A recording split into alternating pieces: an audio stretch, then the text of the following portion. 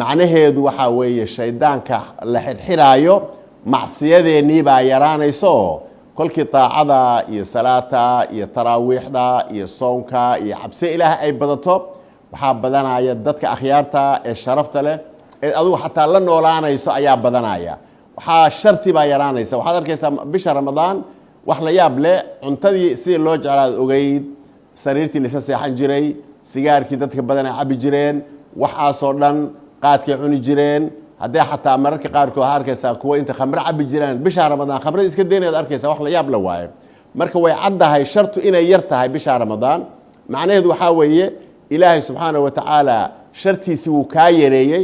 adaa waxaa lagaa rabaa inaad dadaasho oo si weyn maaragtay aad u dadaasho oodan fiiri marnaba isu dhiibin shaydaanka iyo naftaada tabartada aadan isu dhiibin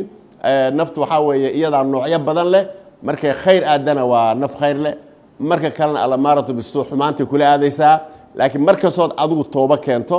ood ilaahay u laabato si quruxsan ayuu ilaahay shaydaan kaaga fogeynayaa sidaa daraaddeed shaydaanka waxyaalaha dilaya waxaa ka mid a soonka nabigu calayhi salaatu wasalaam dhallinyaro la joogtay ayaa waxay dhaheen waxaan ahayn dhallinyaro waxaan ku guursanna ma annaan qabin oo xoolo ma annaan qabin nabigu marka wuxuu yihi yaa macshara shabaab man istataaca minkum ulbaa'ata falitazawaj ninkii xoolo uu ku guursada haysta oo tabar haya ha guursado sidaas ayaa idiin fiican oo indhihiina iyo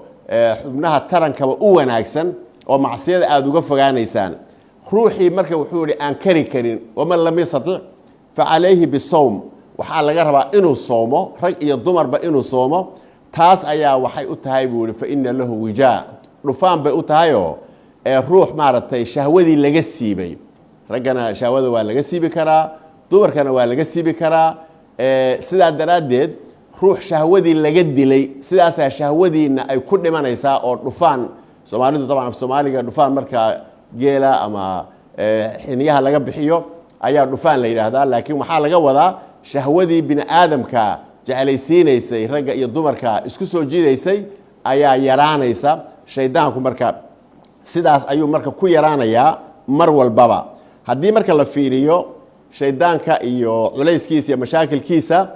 waqul rabbi acuudu bika min hamazaati الshayaaطiin waacuudu bika rabbi an yaxduruun markaas inaan ku ducaysano ilaahayow naga qabo shaydaankaas hamazaadku waxaa weeye waa waswaaska iyo khamkhamtu kula soo galaayo iyo buuqaas waa waxaas weeye haddii marka adiga fiiri aada go-aan ku qaadato inaad dadaasho ilaahayna uu ku waafajinayaa idan habeenkaa ugu horeeya oo ramadaankan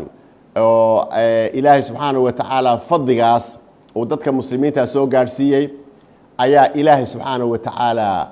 khayr oo dhanna la yidhi waa laydin siin shar oo dhanna la yidhi waa laydinka qabanayaa ilaahayna uu inta uu rabo ee tiro ah uu naarta ka xoraynayaa waa meel marka runta marka la yidhaahdo inaan habeen iyo maalinba ku dadaalno oon ilaahayna barino inaan dadkaas aan ka mid noqonno oo naarta laga xoreeyey aan badinana inaan macsiyada iyo fisqiga iska dayno aan iska dayno xanta iyo xumaanta oo dhan aan iska dayno carabkeenna iyo xubnaheennana aan ilaalino oon ka xishoonno ilaahay subxaanahu wa tacaala oo wixii dembi aan soo geli jirnay marka aan iska dayno ilaahay subxaanahu wa tacaala wixii u toobo keena uu aqbalayaa in allaha yuxibu tawaabiin ilaahay wuu jecel yahay dadka toobo keenaa oo ilaahay usoo laabtaa marka wuxuu ilaahay subxaanahu wa tacaala markasta inoo sheegayaa inaan dad toobo keena noqoto ta kale soomku waa sabri waaye sabri buu caan ku yahay yani sabrigaas waxaa weeye ayuu ilaahay subxaanahu wa tacaala ayuu inagu arsuqayaa markaad biyaha iska dayso xumaan la iska daayo waxaad jeclado dhan aad iska dayso ood ilaahay ka xishooto sidaas ayaa maaragtay uu sabirku uu noqonayaa xalaqadeena maanta intaas ayaan ku ekeysanaynaa wasalaamu calaykum waraxmat ullaahi wabarakaatuh